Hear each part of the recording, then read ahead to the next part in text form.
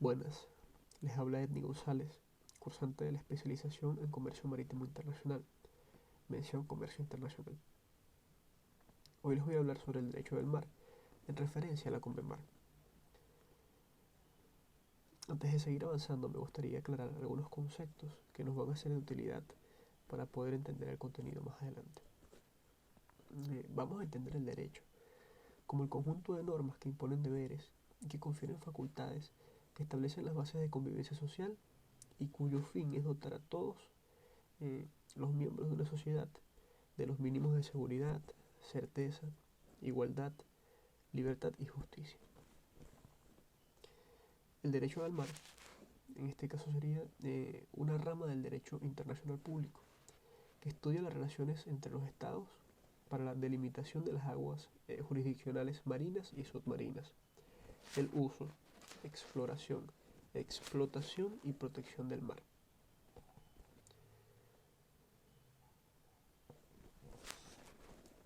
Vamos a remontarnos al origen del derecho del mar. El derecho del mar se origina de la costumbre, que se constituye como una conducta reiterada de todos los estados en el ejercicio de sus pretensiones de espacios marítimos, con la finalidad de exploración, de explotación y de dominio.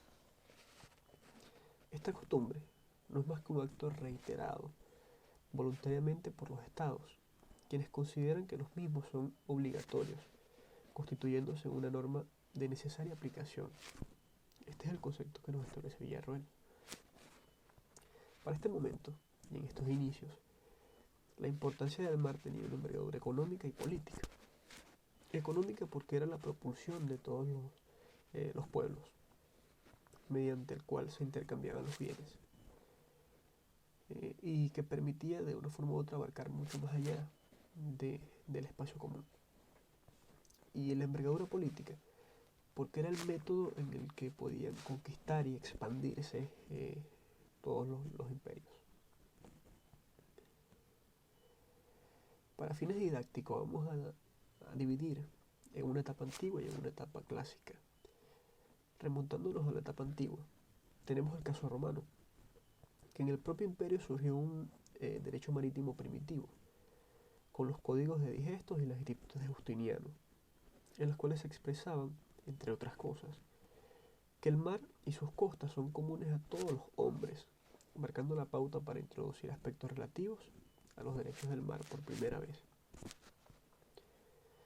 Ya en la etapa clásica, la expansión del comercio propició el descubrimiento de nuevas tierras, dando inicio a la comunidad internacional. Durante la etapa clásica, el régimen jurídico se expresaba en términos de comercio y de seguridad. Un ejemplo de ello lo constituyen el Reino Unido de Gran Bretaña e Irlanda. Estos inspiraron la tesis para el dominio mundial a través de los mares y puntos costeros estratégicos. La anchura del mar territorial no se definió en esta etapa de manera clara, ya que para algunos estados esta estaba representada en la capacidad de defensa que tenían en sus costas, es decir, la fuerza. Y esto favoreció, hasta finales de la Segunda Guerra Mundial, a las grandes potencias que por conveniencia,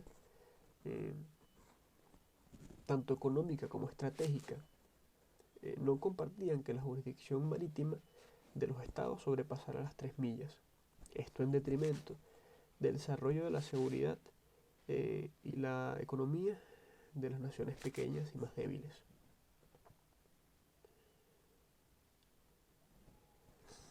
La codificación del derecho del mar.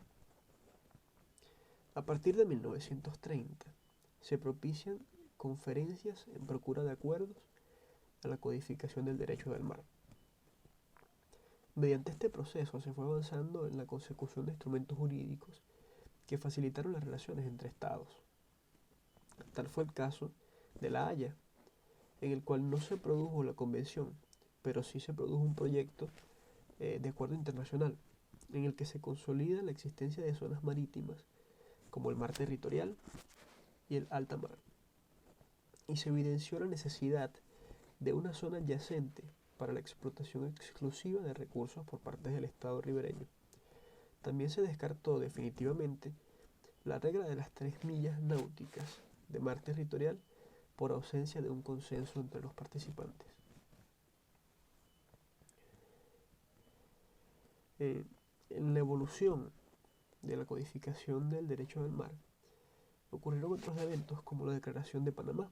En 1939 se estableció jurisdicción sobre el mar hasta 300 millas marinas. Esto con el motivo de la Segunda Guerra Mundial, para evitar actos hostiles en aguas del continente americano, constituyendo de esta forma una zona de seguridad. En 1940, muchos estados reclaman los derechos sobre áreas marinas y submarinas no reconocidas anteriormente.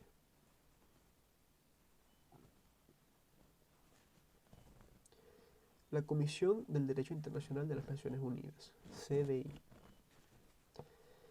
La creación de la CDI, como consecuencia de todos los avances alcanzados hasta el momento, propició un proyecto final de 73 artículos, al cual fue sometido a una aprobación de la Asamblea de la ONU, la cual convocó en 1957 la Conferencia Internacional sobre el Derecho del Mar. Esta conferencia tuvo 3 etapas: una primera en 1958, una segunda en 1960 y una tercera en 1977 a 1982. En esta primera conferencia, los temas a tratar fueron la plataforma continental, el mar territorial y la zona contigua, alta mar y la pesca y conservación de los recursos vivos en alta mar. En esta primera convención se contemplan los derechos como la zona contigua, la plataforma continental y el acceso al mar de países sin litoral.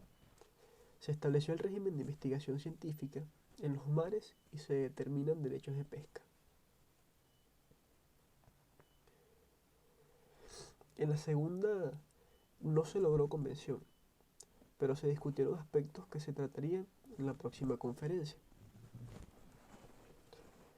La tercera conferencia dio como el resultado esperado.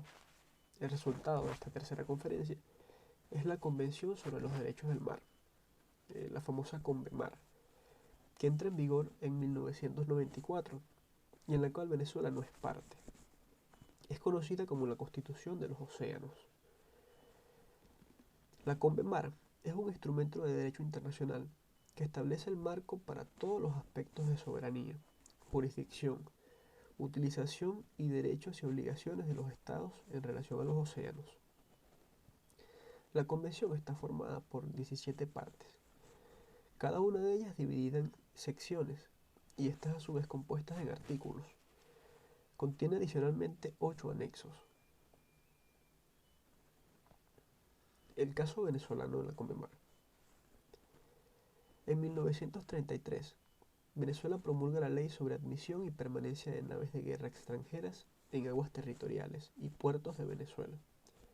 Posteriormente, se promulga la Ley sobre el mar territorial, plataforma continental, protección de pesca y espacio aéreo de 1956, y el marco de la primera conferencia del mar. Luego, Venezuela y Reino Unido suscriben el primer tratado internacional sobre áreas submarinas.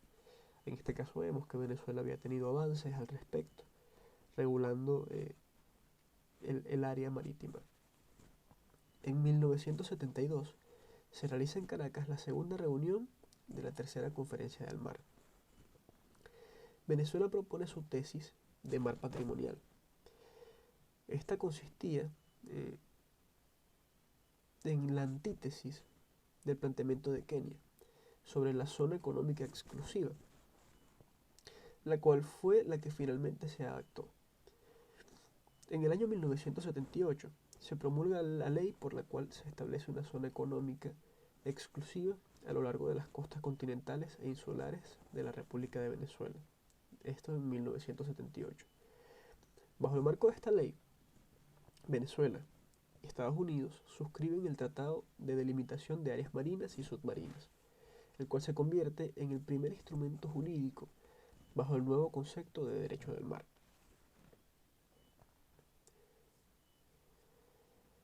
Acabamos de entender un poco el por qué Venezuela no firma la CONVEMAR. Es por un conflicto de delimitación marina. este caso, Venezuela no firma el acta aprobatoria y hasta el presente no ha suscrito, ratificado o adherido a la convención. Esta circunstancia se justifica por un conflicto de delimitación existente. Y aquí explicamos un poco lo que es el argumento por el cual Venezuela no suscribe la Conmemar. Se cambia el criterio sobre el concepto de isla, la cual, de conformidad con la Convención del Mar Territorial y la Zona Contigua de 1958, ratificada por Venezuela, se define como una extensión natural de tierra rodeada de agua que se encuentra sobre el nivel de esta en pleamar. Este concepto reviste suma importancia, puesto que la isla genera mar territorial, plataforma continental y una zona económica exclusiva. En la Convención de 1982 se agrega el siguiente párrafo. Tercero, las rocas no aptas para mantener habitación humana o vida económica propia no tendrán zona económica exclusiva ni plataforma continental.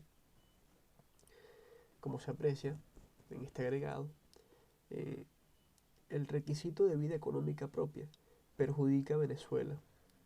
La posición venezolana es afectada directamente en el campo del dominio marítimo, especialmente en los casos de los monjes y de Isla de Aves, que esta genera una gran parte de su zona económica exclusiva.